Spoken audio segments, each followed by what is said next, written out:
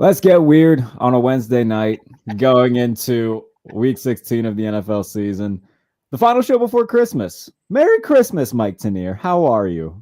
Merry Christmas, Happy Hanukkah, and Happy birthday, young man. What are you? Thank you. You gonna I have your first appreciate it. beer later? How's that gonna work? Your first scratcher? What are you gonna get? No, it is tomorrow, but I did Okay. talk my family into giving me all of my stuff because I wanted it. But thank you. I genuinely appreciate it. Yeah, I'm Did you get the 24. crap? 24. Jesus fucking Christ. 24. Yeah. Like, did you have the crappy Christmases growing up where it's like, well, you only get about half your allotment of gifts because the rest are See, Christmas? everybody asked me that same question. Right. No, like I've always loved my birthday because it was like a pregame for Christmas. Like it wasn't just like, oh yeah, here we'll just give you a few your Christmas. But no, I mean it's always been like its own thing. I've always had good birthdays. Good. So yeah, no, it's always been like I loved the fact that it's right before Christmas. It's just like I said, it's a nice little pregame, and this is my favorite time of year. So this is yeah, no, but no, thank you. I appreciate it. Thank you very much. Jesus was always mad that his birthday fell on Hanukkah. They kind of. There's a Louis C.K. bit, which I know that he's a polarizing figure for very Right. yeah, but the bit itself is very funny. He talks about how his friend he had to explain to his friend that Jesus was Jewish. He's like, I don't think he was. He's like, what do you think he was? Catholic? Like, right. He was 6 years old, praying to himself. Yes, exactly. Himself, right. It kills me. But yes, week 16. Speaking of Jesus, I know that God promised the world. I mean, if you believe in that faith, that He would never, send another like mass flood to the world. But I think He should rethink that and just send just a ginormous wave to SoFi Stadium on Sunday to prevent the world from celebrating the birth of His Son by watching Rams Broncos. I feel like there should be an asterisk. You have the power to not watch the game, and I'll tell you, I am writing up a Monday walkthrough. But that game is inessential. I'm not going to write about it unless some bizarre thing happens, and so I'll get it off the replay at like on Sunday night. You don't have to watch. You can spend time with your family. You can spend time with your friends. You can watch the NBA. You can watch Die Hard. But yeah, Die Hard. I'm thinking of the life choice of like that season ticket holder who probably thought, "Oh, this is going to be a game. I'm going to move Christmas dinner around to go to this game." And it's like, why would I do this? Why would I show up for this thing? If there's more than like 13 people in that stadium on Sunday, all of them should rethink their lives. That is. Now here's the thing: it's going to be a standalone game, and I am going to bet on it because why not? But there are more important games to talk about. The Thursday night game is going to be a fun one. The Jaguars and Jets. The Jaguars, by the way, have. This seems like it's completely in the bag in terms of winning the AFC South for the Jaguars because just announced that Ryan Tannehill likely out for the season. The Titans going with Malik Willis for the rest of the year. Yes. This what looked very grim a few short weeks ago for the Jacksonville Jaguars is now. It looks like even though they're still behind the Titans by a game, this feels like their division to lose. In terms of the matchup, the New York Jets, obviously their defense, one of the talks of the season, 10th in the NFL in weighted DVOA, according to Football Outsiders. The Jaguars, 15th in weighted DVOA as a team. Trevor Lawrence in his last 6 games, 14 touchdowns, only 1 pick, and he's playing fantastic. Obviously, the comeback against Dallas this past week. Jacksonville and their quarterback have arrived. At the very least, as a very fun team. Trevor Lawrence, I think, is starting to live up to. He's washed off that Urban Meyer stink, which I think that we should give Urban Meyer some sort of award for. Like that takes talent to make us all think that this quarterback wasn't good. Right. Good for Jacksonville. This is going to be a fun game to watch with playoff implications for both teams on a Thursday night. A far cry for Kirk Herbstreit. Now Michael's having to call Colts Broncos in week 3. Oh my goodness! Oh my goodness! Yeah, no, this one will be fun, and I love the idea that we're going to try to frame this as Trevor Lawrence versus Zach Wilson. When you have a quarterback who is absolutely rising and demonstrating, like week by week, you see a little more of who he is and who he's becoming in Trevor Lawrence, versus a guy who I swear I want to take the tape of the Lions Jets game and put it. If there was a box score scouting Hall of Fame, like that should be running on a loop. Like this was, however it was, 2 touchdowns and 330 yards or whatever. Yeah. And like, talk show host asked me, so, Zach Wilson was benched. He came back and he threw for 320 yards and 2 touchdowns. What do you make of that? And like, he was garbage. He was headed garbage. He did make a couple of throws. Some of the throws were just luck throws, but there were 1 or 2. I mean, he has a half deep ball. He made one to CJ Uzomah from beyond the far hash across his body that was somehow completed by the grace of God. Well, by the way, if Justin Herbert does the exact same thing, then it goes viral. Listen here, Mike Tanier. Not today. Almost identical to the Mike Williams throw that was like, well, this is proof that he is the son of God.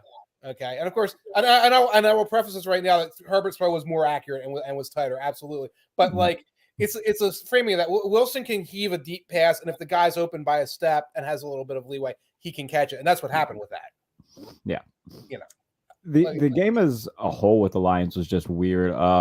Ben Johnson just continues to show the size of his testicles every week. Like the Penny Sewell call against the Vikings to seal the deal and end up extended the drive and led to them taking an 11-point lead to seal that win. And then the 4th and 1 pass to, I can't remember the name of the tight end off the top of my head. They've got 8 of them that they use. And they're but regardless, it goes for a touchdown. The Lions continue winning. They won 6 of their last 7. They've stomped their way back into the playoffs. This entire playoff run has been very fun for these wildcard chases. In terms of tomorrow, though, I would be very surprised if Jacksonville doesn't win. They just got so much momentum right now, and especially looking at the top of the division where they see this is a very winnable division with Tennessee just fading fast. Their quarterback is gone. They're throwing to you and I at receiver right now. Like this is I expected Jacksonville win despite how good the Jets defense has been. You touched on Zach Wilson. Like there's going to be a new quarterback in New York next year regardless, and I think this is just going to be another footnote in that. There will be another quarterback in New York regardless, and I am concerned about that, how good that Jets defense can be against an offense that really looked aggressive last week, especially in the second half, especially when they got a couple turnovers to get the ball the other way, but has come and gone a little bit against a tighter defense. It could be a little bit of a worry. And again, the Jaguar secondary is not exactly aces. So the thing is, Wilson is going to hand them the ball a couple of times. They got to make sure when he hands them the ball, they take it, and then you've got that win. I'm a little not 100% sure it's going to be a roll. Like Lawrence versus Wilson will be a roll for Lawrence. I don't know if the game will be that way. I just want to point out, here's the actual odds from Football Outsiders. Hey. Tennessee Titans still have a 56.8% chance of winning the AFC South. Mm-hmm. Jaguars at 44.2. Indianapolis Colts at 0.2. I did see the odds of that for the Colts. So, by the way, they just benched Matt Ryan for a second time this year for Nick Foles this time around. So the Titans have to lose out. The Jaguars have to lose their next 2 games and beat the Titans, and the Colts have to win out. And if they do that, they win the AFC South because the AFC South is the division of the damned. They have to win out, and the other teams have to lose out. But I think the NFC South is also damned. Like this, just a curse. Both South divisions are just horrible. Yeah, it's just absolutely cursed. And I love the like we're benching Matt Ryan for Nick Foles. Now, the benching of Matt Ryan for Sam Ehlinger earlier on was like Frank Ryan quiet quitting. Mm. We will hear like Wickersham will tell the story in like 2 years about how the feud between Ballard and Reich had gotten to the point where it's like, you keep handing me these quarterbacks. Now I'm getting all this pressure because I can't protect Matt Ryan with this offensive line. Here, let me get your magical rookie 7th round fake Brady, fake Zappy, whatever. Let's throw him out there for a couple weeks. Does that so he can pull a Doug Peterson and disappear for a couple of months and spend time with his family. Saturday just has no idea. Saturday is like, let's bench Ryan because I feel like humiliating a legend and replacing him with just a jerk. Like, it's not like I want to give Ehlinger one more look, which I guess makes no sense, but like makes some sort of like cosmic sense. What sense is there to stick Nick Foles out there for the next 3 games, except humiliate Matt Ryan just because he tried hard this year and had no line and is old? Yeah, the Indianapolis Colts are a dumpster fire. Now there were reports saying that Jim Harbaugh is at the top of Jim Irsay's wish list in terms of the next head coach. That makes sense. Yeah, I mean, he played in Indianapolis, but he's basically a tenured professor at Michigan at this point. Like, there's no reason for him to leave. Nope. Why leave Michigan for that? Why leave a place where you are king? Like you said, tenured professor, Supreme Court justice. You never get fired, never have anybody look at you the wrong way on campus. You're going to leave for this dumpster fire. Where I guess he would probably coming in as coach GM. That's how they would probably sweeten it because Ballard's going to go. Yeah, I was going to say Ballard. You can't. I don't see them bringing back Chris Ballard. He's a good personnel guy. He's a good scout. He's got all the bones of being an exceptional GM, but he doesn't have any balls.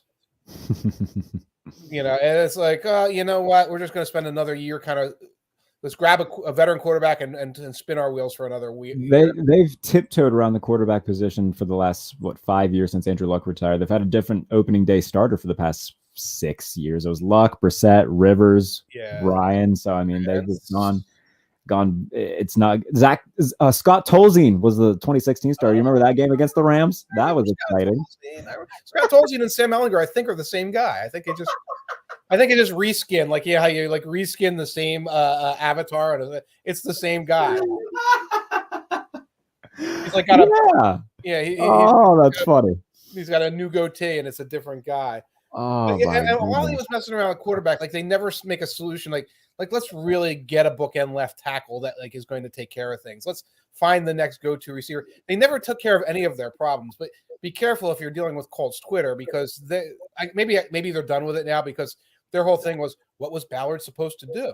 Yeah. Oh, are you one of those people who thinks he would have done this and this and this? It's like, if he had done any of the one things, like if you'd done any one thing that made sense, it'd be like, then they'd be in a better place than they are now. So, yeah, it's been a weird. I don't even know how to describe the Colts of this past, this era because the Andrew Luck thing was just kind of thrown on them. I don't think that they saw that coming, but at the same time, that was quite a while ago now. You've had time, multiple off seasons to be like, okay, let's try to find somebody for the future. And they've just plugged in all of these stop gaps that, for all intents and purposes, just, haven't worked out. Each one a little worse than the next. Like each one you're getting a diminishing. Now, Ryan's a better quarterback than Wentz, but you're getting Ryan so far at the end of his career with so much money, that you're like eating at this point where you're grabbing the 38-year-old for a year. At least you could talk yourself into Wentz having like the next 5 years or whatever. So each one was a diminishing return. Rivers had a little bit left. Wentz was Wentz. And then you brought in you brought in like the tree that they bring in the Rockefeller Center to put up. You roll this tree in and you erect it in your backfield, and that was Matt Ryan this year. In 13 minutes, you have made a joke about Justin Herbert and just degraded Carson Wentz. I don't know why I keep asking you to come on this show. The Herbert thing is now my thing. I'm like, you know what? And I respect you for it because you're leaning into it. I do the same thing with Dolphins Twitter at this point. All of them hate me, and you know what? It started off as just like goofiness, but now at this point, fuck them. You'll find as you go on, you wind up with these fan bases. And like, because what happens is you wind up on some Reddit, on some thread, or at some fan thing. So it's like a couple hundred of them who actually all talk to each other all the time, and they'll come after you. And you can tell how secure they are because they will come after you halfway through the first quarter after like 2 completions. Yeah. Like, oh, you really feel confident. Like, you better get your flex in right now because you can't get the final score. That was a hell of a screen pass to it. Just completed to Raheem Mostert. Right. You got me. Yeah. Right. That's exactly it. This will be your next. This is the next 35 years of your life. I'm so looking forward to it. Outside of Thursday night, I mean, you look at the slate of games, there's not anything like too terribly exciting outside of Cowboys Eagles, and it looks like Gardner Minshew is going to be the starter for that game. Yeah. However, I mean, we saw Gardner Minshew step in last year against the Jets, and he played fantastic. Yep. And now he's got AJ Brown at his disposal and a ton of weapons on that side of the ball. The defense is really good. We know that. I think that Gardner Minshew, you know what? Hot take. Gardner Minshew could start for probably like 7 teams right now. I like Minshew. I don't think that obviously he's not going to bring what Jalen Hurts does, but he's not going to be such a terrible fall off that the offense is going to look lost. I think he's going to be serviceable. He's going to make a handful of plays that, that keep the ball moving and keep the offense in contention. It's going to depend on how this Dallas defense answers from that monstrosity that we saw this past Sunday against Jacksonville. What is with teams, by the way, late in the season going to Duval and just shitting the bed? We saw Buffalo lost 9-6 last year. Right. The Colts, who just had to beat Jacksonville, a horrible Jacksonville team last year to get in the playoffs, couldn't do it. And now this year, the Cowboys blow a 17-point lead down in Jacksonville. Something about that stadium. Yeah. But Dallas, it's not a fun town. That might be part of it. Like going like, ew, what are we doing here? I've never been to Jacksonville, but I've only been to Florida once, and I'm not in a rush to go back. No, but Miami is everything you think it would be. You know, when you see like Miami Vice or whatever, like stuff like that, it's like that. And when you get to be my age, Tampa has like its charms because it's sleepy but also very sunny. And Chris Jericho lives in Tampa. Fun fact. Who's that? Chris Jericho, the wrestler. Oh, yeah. Okay. Tom Brady lives in Tampa. I wonder if they're neighbors. Yeah, they might hang out all the time. They got nothing else to do. Dallas does need a rebound, though. On a serious note. Yeah. And I saw Kyle Brandt had tweeted right after that they had lost in overtime. Like, every year, everybody says the Cowboys are different, and every year they're wrong. Like, until proven otherwise. And look, I do think that this is going to be the first time that they've made the playoffs in consecutive years since 2006 and 2007. So this team does feel like a team that can win a playoff game, perhaps. I don't think they're the favorite in the NFC by any means, but can I see them going on a run and getting to the Super Bowl? Sure. But until proven otherwise, they're still the Cowboys. And if you beat Philadelphia, regardless of who the quarterback is, that's a big pick me up after a tough loss. Well, right away, you get yourself, you're still alive to get a first round bye. You're still alive for a good advantage. Very slim hopes. But then you can put yourself in maybe the 2 seed so that you get more home playoff games after the win. That's going to help them. I'm going to be honest. I have not checked the Cowboys injury report. I know defensive injuries were part of what happened last week. I think they need to be closer to full strength.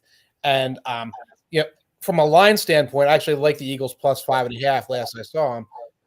Don't necessarily, I mean, they can take a loss here, but I think at the very least, Minshew's going to play well. And you give me 4 points with a backup quarterback and that roster and that defense, I'm going to take it all the way. That's your golden rule.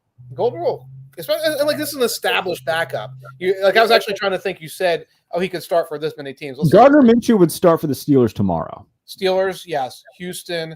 I'm guessing Indianapolis at this point. Absolutely, Indianapolis, yes. Arizona right now. Although let's say that the starter's healthy. Okay, fair enough. You could go with that. The Jets. He could start for the Jets. Sure. Absolutely start for the Jets. Yeah, there's a bunch of teams he could start for right now. Can I ask you something? You watched the game-ending tip drill interception by Dak Prescott into the young man's Jenkins. Yeah. A lot of people obviously bounces off Noah Brown's hands.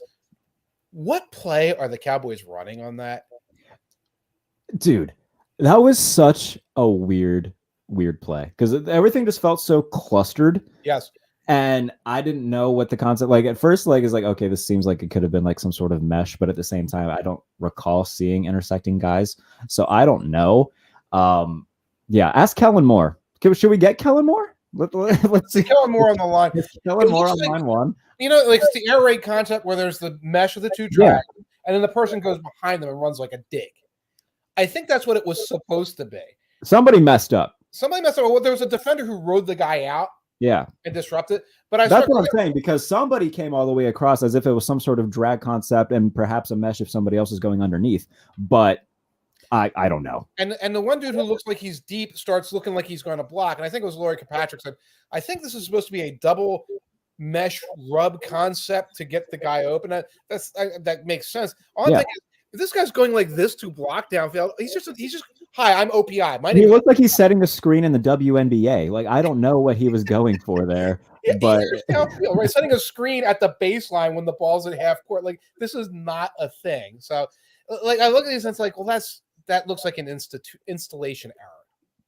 Where you install this play and the depths aren't right and everything, and it leads to the interception because Noah Brown's in this weird place. And Dak is throwing into a crowd, but his receivers are a crowd. And the angle of the throw was weird too. I know it hit Noah Brown off the hands and whatnot, but I mean, you saw the way Dak's throwing it. It's going downward, and it just didn't look. It looked a whole lot of wanky. That was just a recipe for shit. We just lost in Duval. Right. And he threw a similar looking pass against Houston the previous week. Was that the one when they were like inside their own 10 it or was whatever? a game-losing play in but it was Houston, so it eventually didn't matter. Right. But you're playing Houston, and they get stuffed on yeah. Right. So Dak has to be better. I know Dak's one of those guys that you either criticize saying he's a pile of garbage, or you can't criticize at all. He's got to eliminate those interceptions he's been throwing lately against this defense, because that's not going to fly. Dak is in that group, isn't he? Like, there are certain quarterbacks that you either, in terms of what Twitter says, like if you criticize him, that automatically means you hate him. Yes. Like there's no middle ground. Like I like Dak Prescott. I think he's a good quarterback. But I tweeted this. Nobody plays down to competition at that level, like in his tier, more than he does. The game against Houston wasn't good. The game against Jacksonville wasn't. He made some plays against Jacksonville, obviously, but late in the game there was a lot of questionable decisions. So I like Dak, and he's not the only one. Like Lamar Jackson's in that same tier where either all right, you either love him or hate him according to the Twitter fans. Right, I think Jimmy Garoppolo is kind of in that same group too. A little bit. It's more masked by the fact that the defense is giving him all this. Yeah, but there are streaky quarterbacks that will have these little bunches of turnovers. Yeah. And if it's one quarter every 2 games, then you're probably a top 12, top 15 quarterback.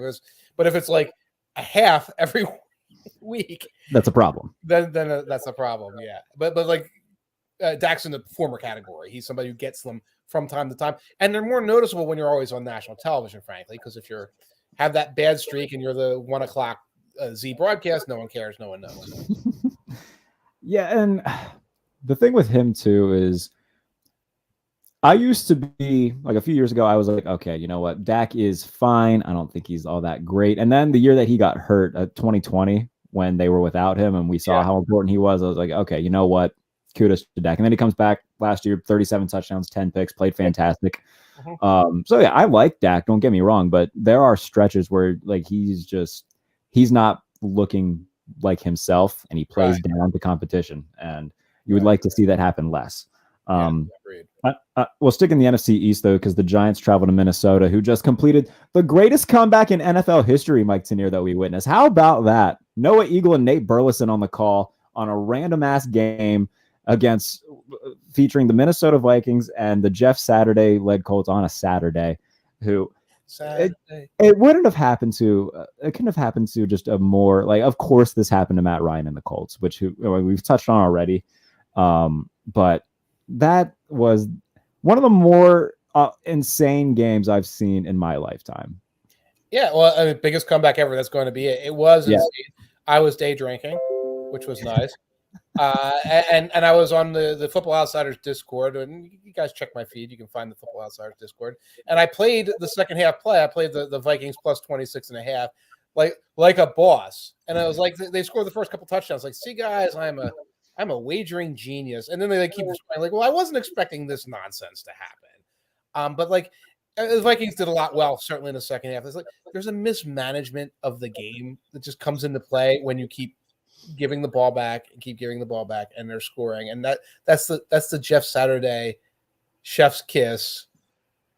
And remember, it's not just they don't have a offensive coordinator. They fired the coordinator when they fired Reich. So the whole idea is okay, we're going to manage the game, so we're going to get a couple first downs.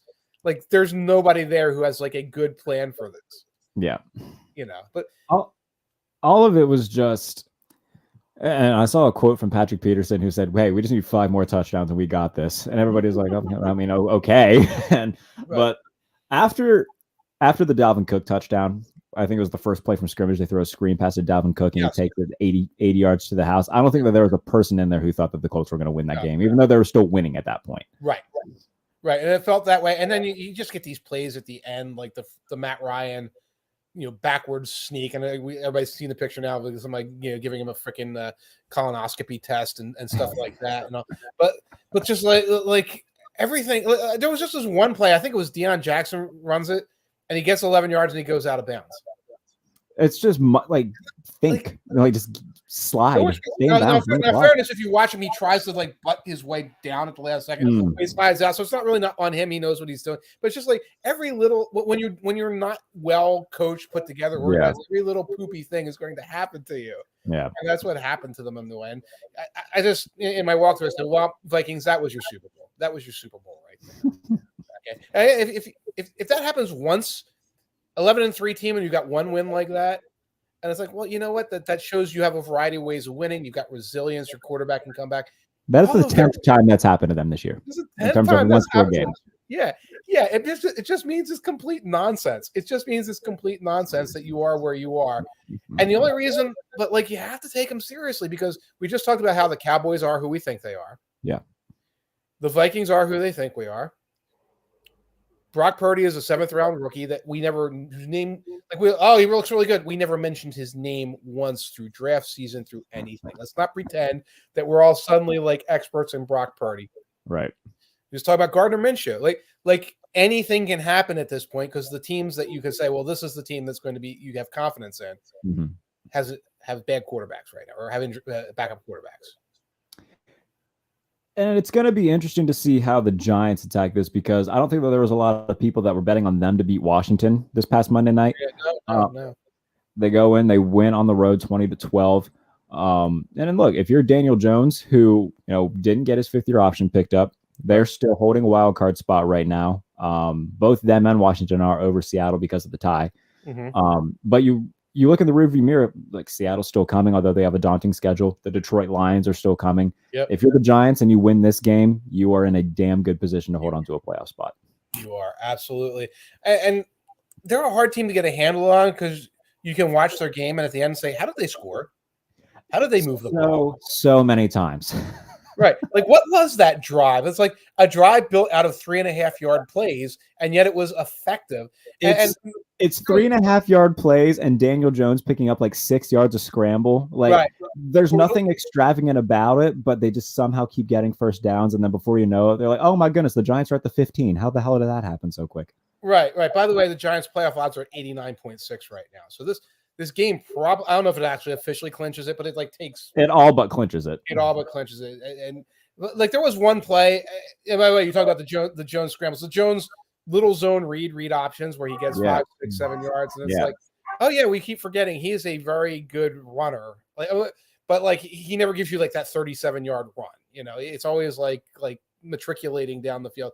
There was one, I think it was 3rd and 2, and in the slot is Richie James. And he's left the defenders off. It's like the safety that's off.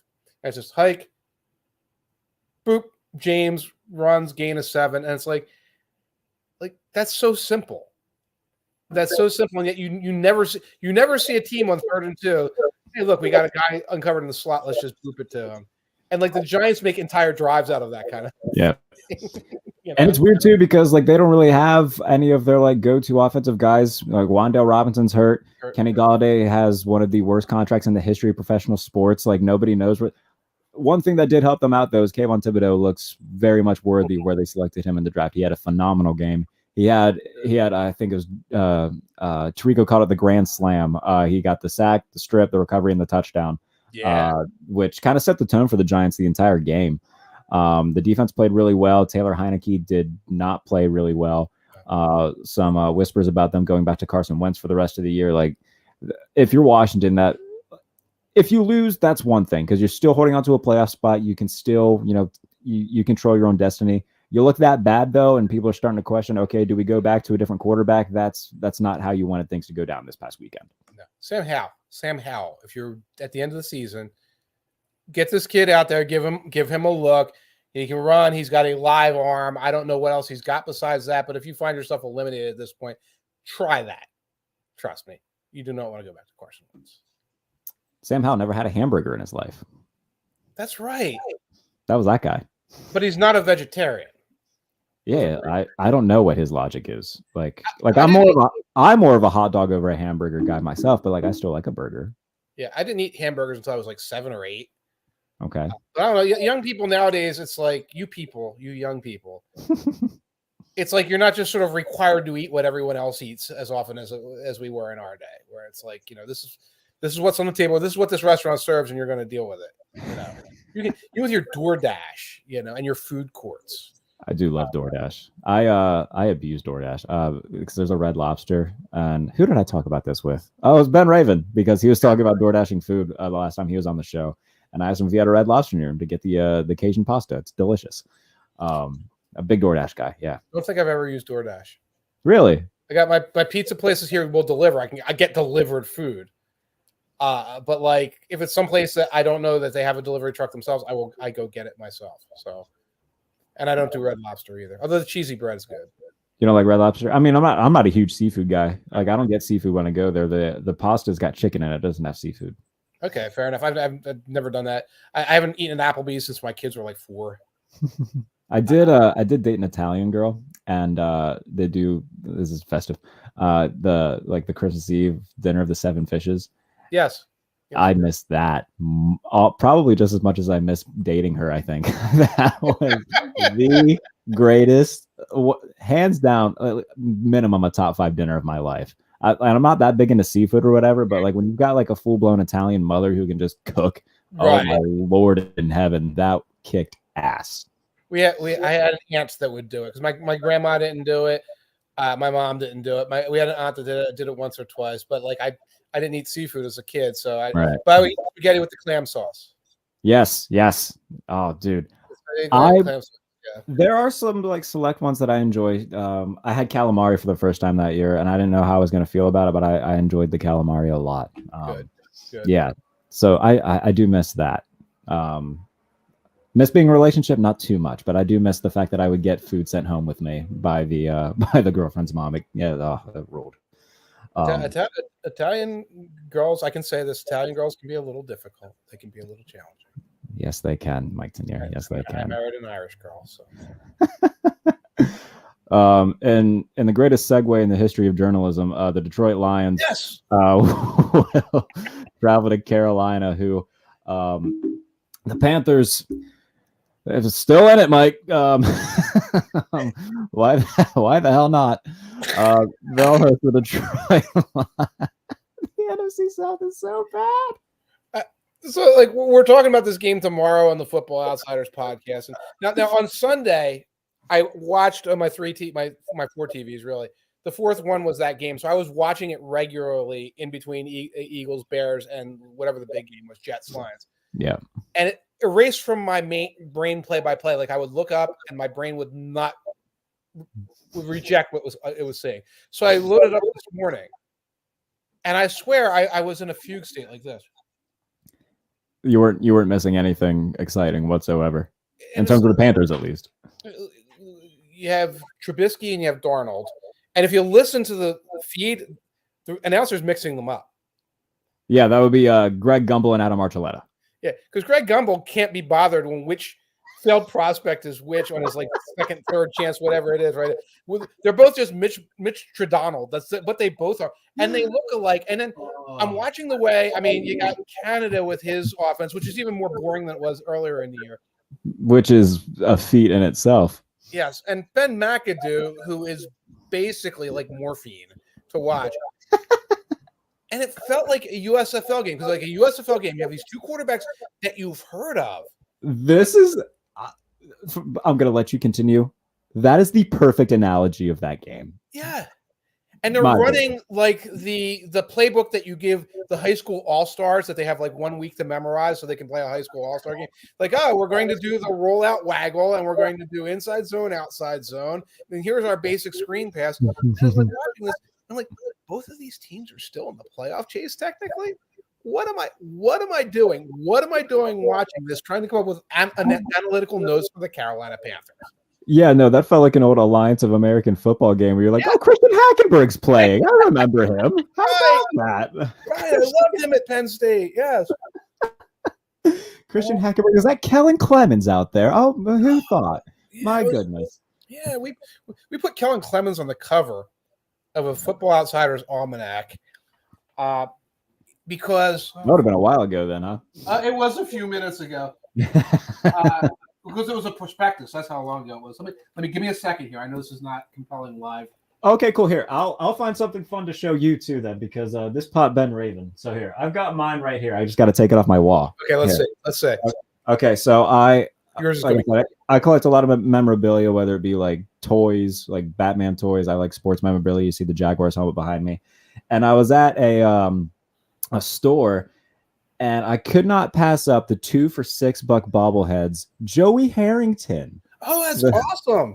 So I got this one, and I got a Drew Bledsoe Bills one that are just hanging side by side. The Bills one.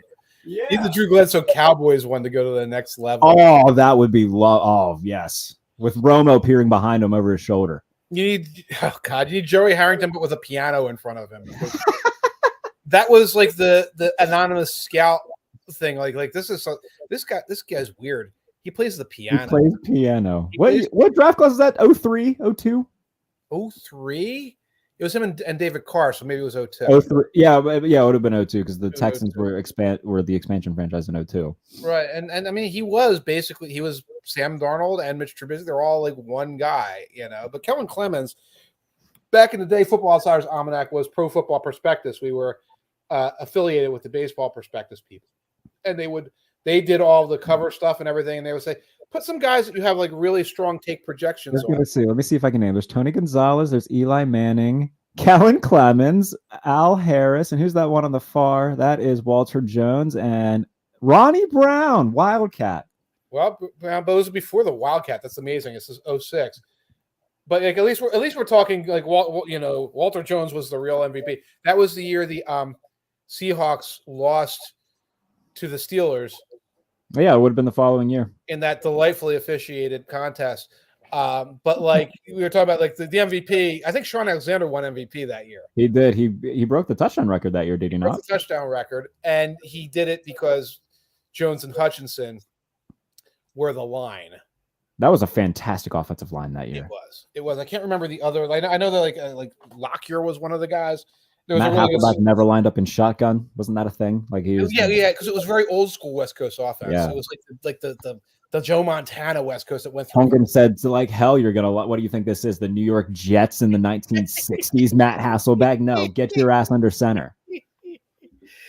Oh my God, no, and they were a fun team to watch. But yeah, so Kellen Clemens, because our original projection system, like, was really high on him. It was pretty rudimentary projection system. I'm like, this guy, he's the shit, Yeah. I'm trying to think of.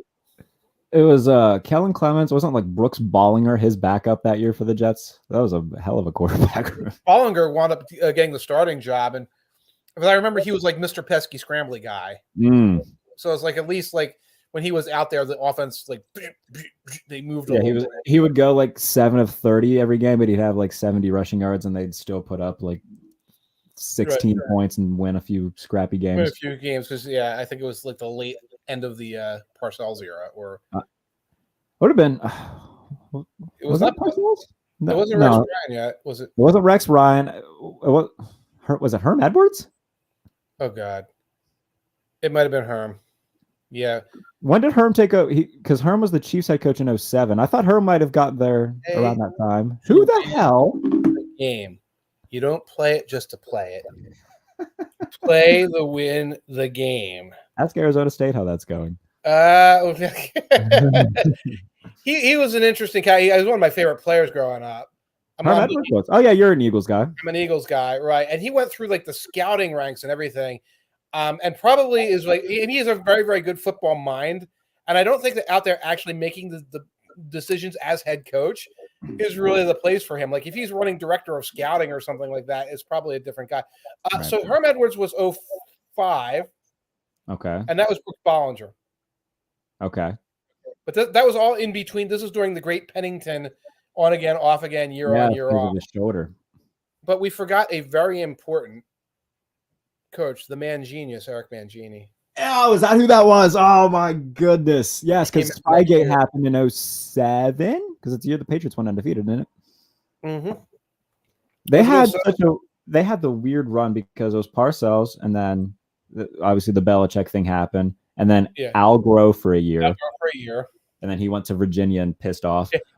He ran to, like, my alma mater is go there fast enough.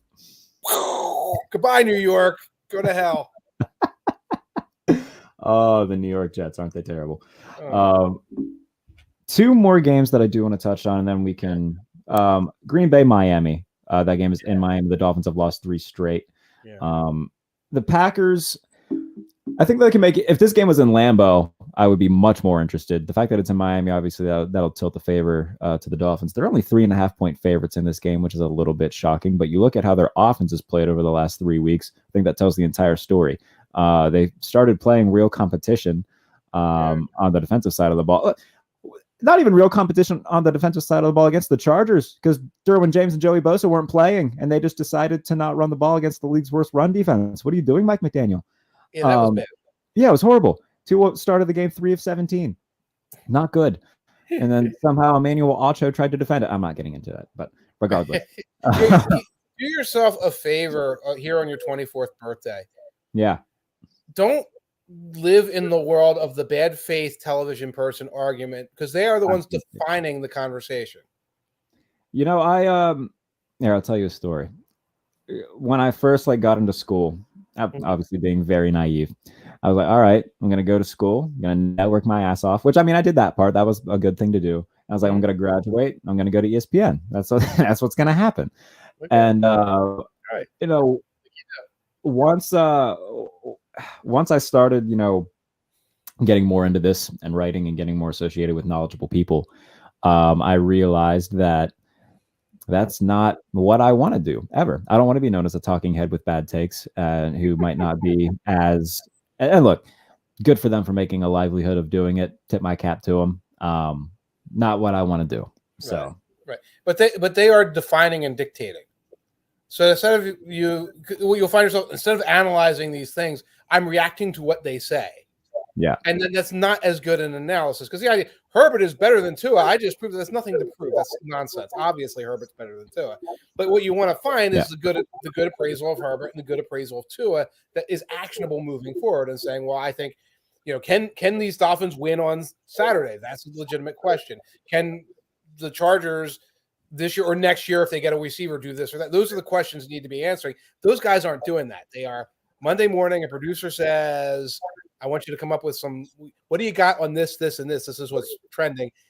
And the one who comes up with the craziest ass thing gets half the internet riled up. And people my age, people who should know better, I am riled up, I'm mad online, and I'm responding to this. And it's like, they're the ones making the money. They're the ones who get the alpha clicks of this deal.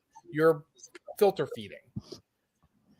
Exactly. Where were we? But regardless, Two of the Dolphins. Yeah, no, they didn't.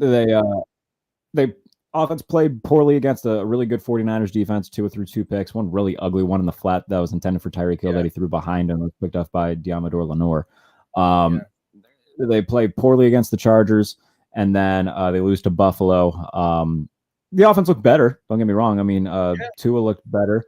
They had the lead in that game Bills for a while. They were in it for. I don't think it was ever, a guarantee that the Bills were going to win. They just held the ball.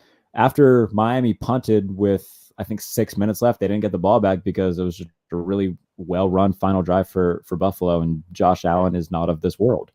He's not of this world.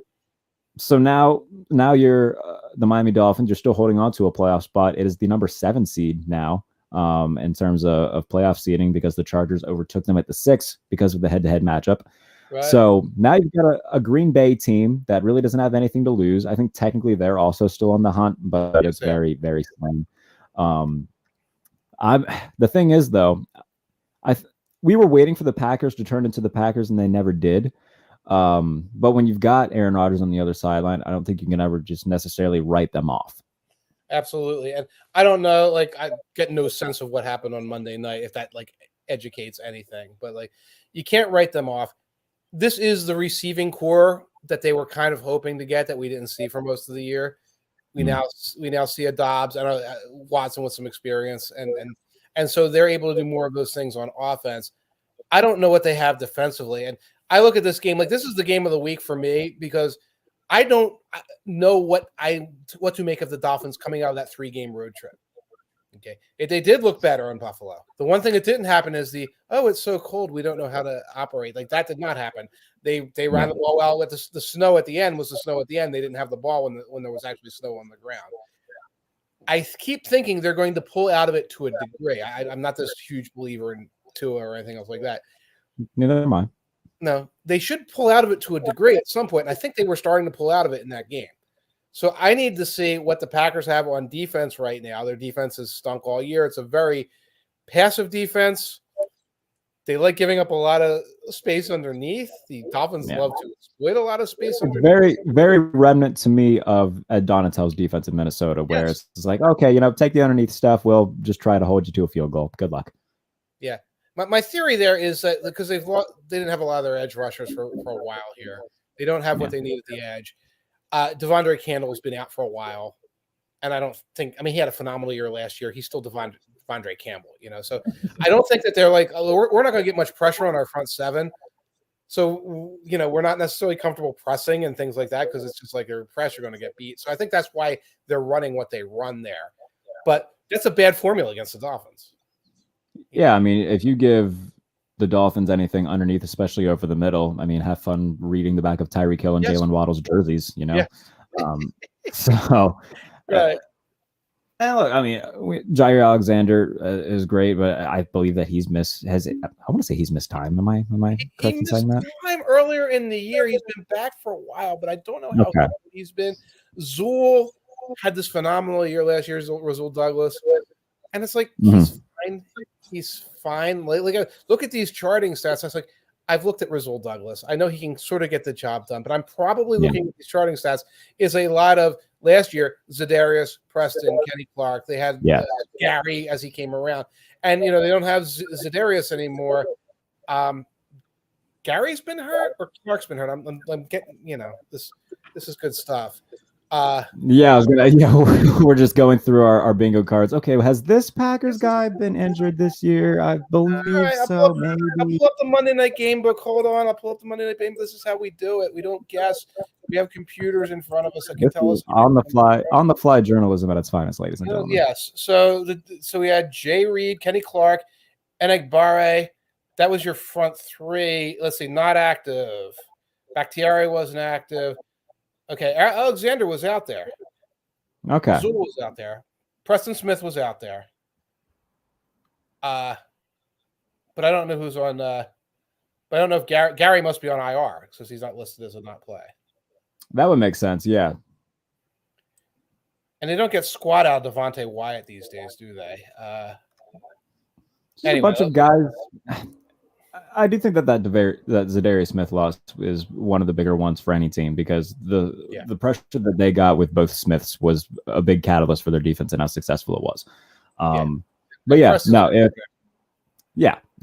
But he creates a lot on his own. In terms of their defense, though, I mean, they need to make some sort of adjustments in terms of, okay, we cannot give them underneath stuff because they've got the fastest human being on earth, apparently, at receiver.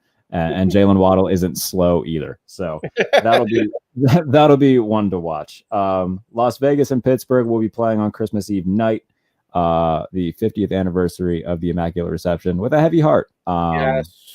Franco Harris is supposed to have his jersey retired on the anniversary. He passes away today. Your thoughts on Franco? I mean, you watched him play. I obviously did not.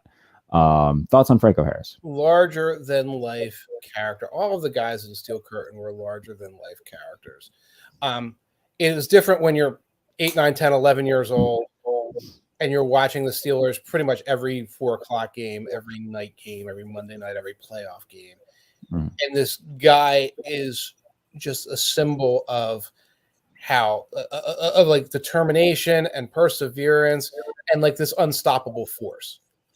And it was very much old school 70s football. This is not Barry Sanders we're talking about. This is not a Tyreek Hill. This is carry after carry, 4 yards, 6 yards, 5 yards, 4 yards, 7 yards, 6 yards. And as a young person, it was like, as a Philadelphian, you root against anyone who's successful. That's the Philadelphia. So you hate the Cowboys, and while some people like the Steelers, you hate the Steelers because they're successful and you're not. and you're watching this guy who, and I used to root for the Oilers because I loved Earl Campbell, and Campbell would have these amazing games. Like, you cannot stop Franco Harris, and years go by, and he was the all-time leading rusher in the NFL for a while.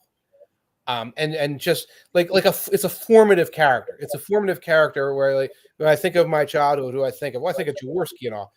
You think of Franco Harris and what he did, and he was always involved in the league afterwards. You'd always see him Radio Row, places like that. It's a hard loss. He's somebody who seemed like they were indestructible. Yeah. Suddenly taken like this. Yeah. And obviously, I wasn't around at the time. But being a Steelers fan, you're kind of, you're taught how to walk, and then you're taught about the Immaculate Reception. And and that's yeah. And hold on, speaking of fun stuff, I have this that I need to frame because I had it on my wall, but it wasn't framed. So I want to make sure I do that. That's so nice. I didn't see the Immaculate Reception live. I was 5 years old or 4 years old when that happened. It was the 78, 79, 80. And there's kind of like no analog nowadays to that kind of running back. Derrick Henry is the only analog to it, but like the whole league was dominated by the fact that, like, the strategy was to run belly and run ISO and run power and then run trap and things like that. And there were these grinding, unbelievably powerful, fast, strong, athletic guys who would just eliminate you slowly over the course of the game. And that's what Franco was. And he was the best of them. He was the best of them. He was. And I mean, in terms of what he meant to the organization, obviously, he was going to get his jersey retired. He's in the Pro Football Hall of Fame. Yeah. Just one of the best. And Hall of Fame player, Hall of Fame person. Anybody who was ever, I never got the pleasure to meet Franco or talk to him, but anybody who has that I've seen over, the last few hours talk about it, they're basically echoing the same sentiment, is that he was, as great of a player he was a better person. Yeah. And big loss for the NFL, big loss for the Steelers as a whole.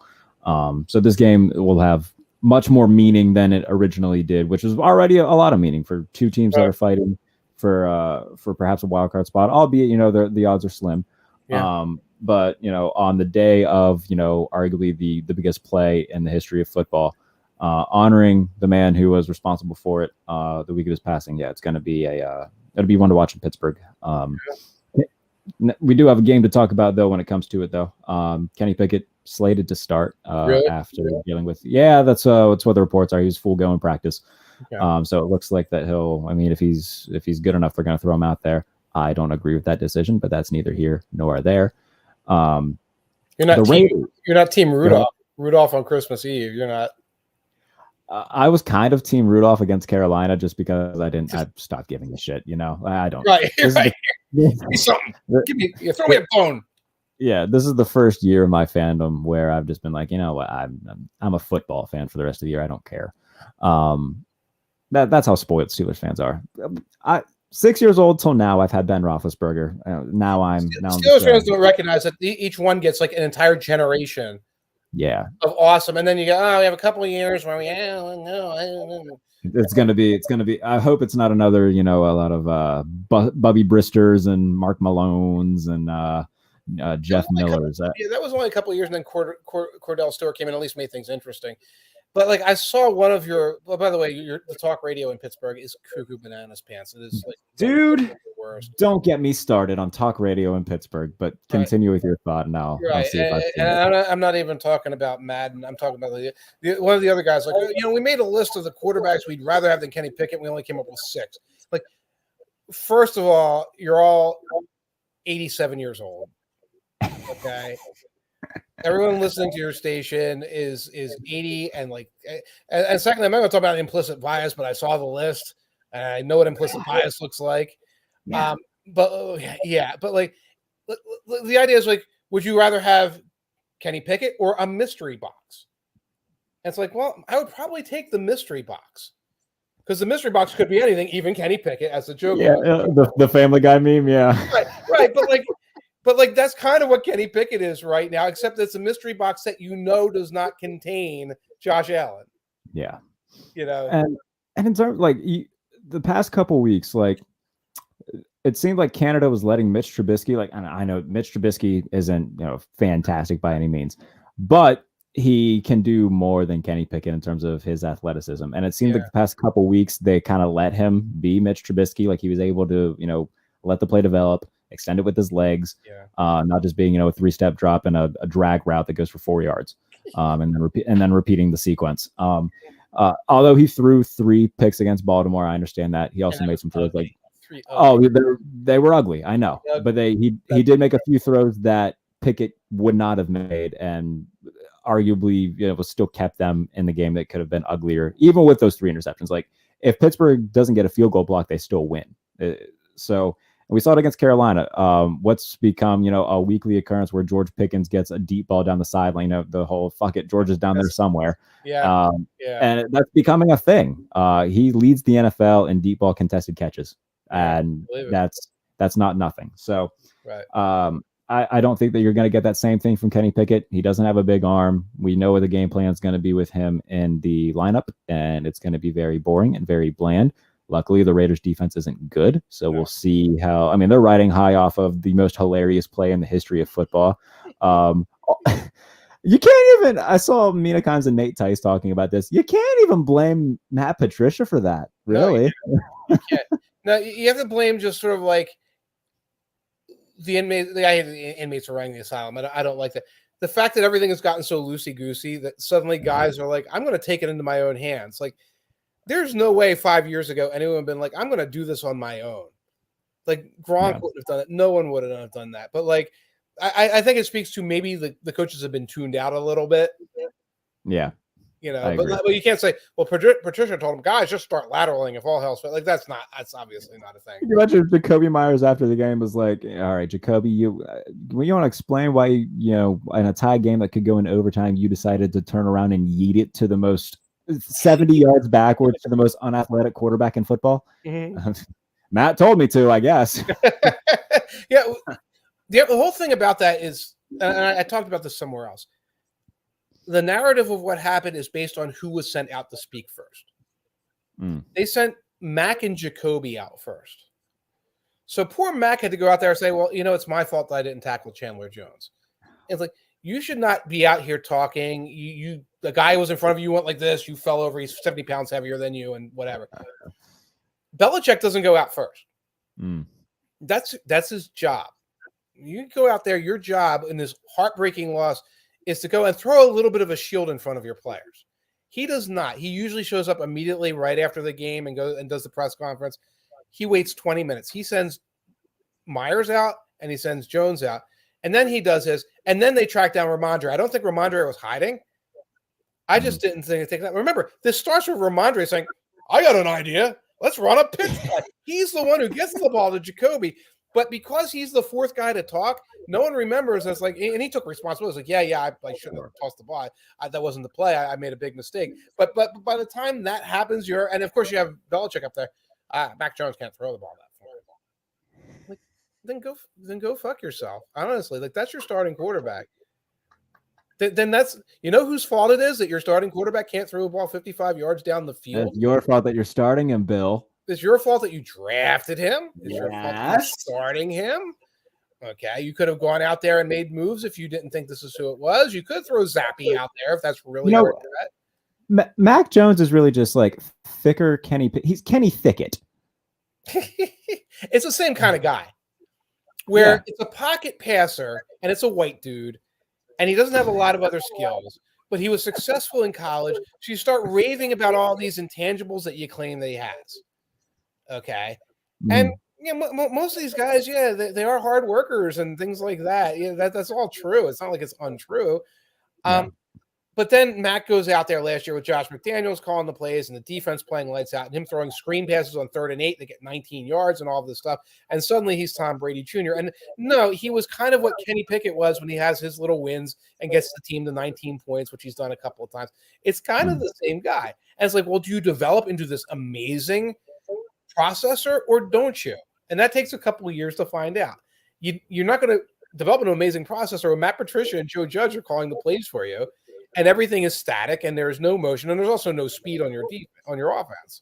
So But yeah, Mack and Pickett, it is. It's the same guy.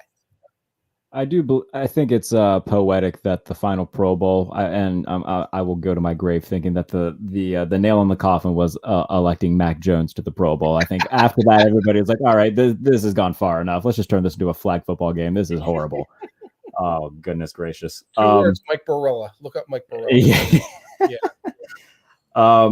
In terms of some interesting lines before we get out of here, Bills Bears. Bills minus 8.5. It's going to be a cold game in Chicago. The over-under is 40.5. I might take the under on that. I think it'll be a low-scoring game at Soldier Field. The Bills, they're riding high right now. Looks like they're still in prime position to lock up the number 1 seed. They have I don't want to say it's a potential trap game because they do have Cincinnati on the horizon. They could get caught looking forward to that game and not necessarily focusing on a bad Bears defense. Very bad Bears defense. I'm looking up the Bears against the spread. Oh, they're only 5-8-1. I thought they were higher. The Eagles saw the keep it close through Justin Fields running around in circles and making things happen. And I think that's a possible. I think it's a possibility on a cold day. I would, if I'm getting 8.5, I'd be leaning towards the Bears to backdoor cover that. And I might go over that because of Justin Fields' nonsense. The Justin Fields nonsense, like the Bears, they aren't good, but damn it, they're fun to watch. Just because Justin Fields is just ungodly good, right? And it's almost like there's 10 points that are just made by, just by NFL. Even that run that he had, like it didn't count as a touchdown because his foot like grazed the out of bounds line. But not exaggerating, maybe one of the top 10 quarterback runs of all time. Like that was absurd what he's doing. I was sitting next to a guy and he's just a running back. He's just a running back. And I'm like, he's Randall. You're old enough. You remember Randall did this. And you can be much more than a running back if you're given some receivers and things like that because he can throw the ball very well and all. But that's not there. They have nothing at receiver. I don't know what Equanimeous St. Brown status is. They gave up a 2nd-round pick for Chase Claypool, who has done nothing. Chase Claypool had a good game once. He had 4 touchdowns against the Eagles once. I remember. It was a great game in 2020, and he has been eating lunch on it ever since. Yep. And I'm so done with people like fantasy people like Chase Claypool. It's like I don't want to hear the name anymore. You're a Steelers fan. Like I don't want to hear that name anymore. Yeah. He went immediately. He sort of went kind of fame houndy, and just like there was nothing to back it up. He was what Pickens really is what Claypool was sort of selling himself as. Yes, very much so. And it's so funny that he announced the selection of George Pickens. He announced his replacement. That is, I love it. That is something fun. Bengals Patriots. I do think Cincinnati will get the win there. They're 3-point favorites. The Bengals have been they overcome obviously the big deficit against Tampa Bay in Tampa. Do I think they're going to win out though? Like this feels like a game that they should win, that they could, kind of screw themselves out of winning. They're a much superior team to the Patriots. It is on the road. Could see something wanky happen there. Yeah, I mean Foxborough's Foxborough still. Exactly. And I would look at that. I would look at that team practicing their absolute asses off this week because they might be a little afraid of their coach's wrath. But overall, I think the Bengals are a very strong team. Maybe this week is a trap or whatever. Bengals are very strong, top to bottom. I think they're getting Hendrickson back. They're getting some guys back healthy. If it wasn't for the juju, the mojo of knowing, just take the Bengals and run. Take the Bengals and run. But I always worry with that environment. DJ Reader playing at an all-pro level too as well since coming back from injury. He's playing fantastic. Commanders 49ers, the 49ers 7-point favorites at home. Obviously, the Commanders still playing for their playoff lives. They hold a playoff spot right now. This is a win that they need. Taylor Heineke versus Brock Purdy. How fun. How fun, yeah. But like Purdy, we're getting to know. I've heard comparisons between the two of them. And I guess there is like a sort of a baseline comparison. The thing is, I really don't know what Brock Purdy is. I think Brock Purdy is going to flatten out as sort of like a borderline starting quarterback once we've seen all the plays he knows how to run. He was starting to flatten out, I think, a little bit in the Seahawks game, but there were fumbles and things like that, so like he was able to punch it in.